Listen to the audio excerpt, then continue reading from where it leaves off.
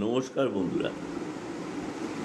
আজকে ভূত চতুর্দশীর দিনে কিছু ভৌতিক জিনিস নিয়ে কথা বলা যাক।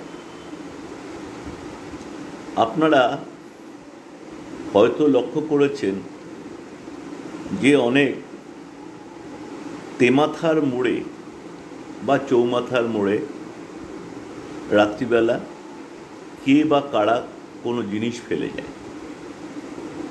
এগুলো কি? এগুলো হলো বিভিন্ন রকমের টুকটাকের জিনিস, তান্ত্রিক ক্রিয়ার জিনিস, যেটা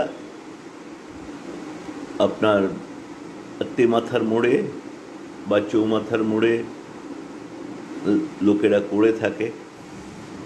কেন? লোকেদের বিশ্বাস যে তেমাথা বা চৌমাথার মোড়ে ভূতেরা থাকে এবং তাদেরকে দিয়ে কাজ করানোর জন্য বিভিন্ন রকমের টোটকা বা তান্ত্রিক ক্রিয়া করানো হয়। তো আমি জ্যোতিষ নিয়ে থাকি, অত তন্ত্র সম্পর্কে জানি না, তবে বাস্তু নিয়ে চর্চা করি। তো আমি একটা জিনিস লক্ষ্য করেছি আমার এই দীর্ঘ জ্যোতিষ জীবনে, যে তেমাথার মোড়ে বাড়ি কিন্তু ভালো নয়। চৌমাথার মোড় থেকেও বিশেষ করে তেমাথার মোড়, এবং যদি আর কি তেমাথার মোড়টা এরকম টি হয়, তাহলে এই টি এর মাথায় বিশেষ করে যে বাড়ি বা কোনো বাড়ি থাকলে তাতে যে ফ্ল্যাটগুলো থাকে সেগুলো কিন্তু ভীষণভাবে অ্যাফেক্টেড হয়।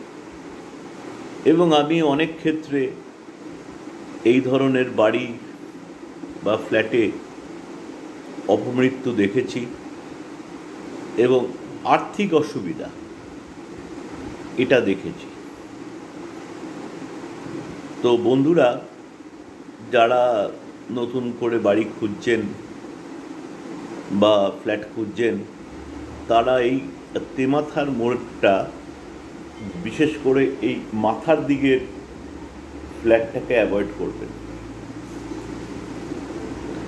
এবং যদি কারুর বাড়ি বা আপনার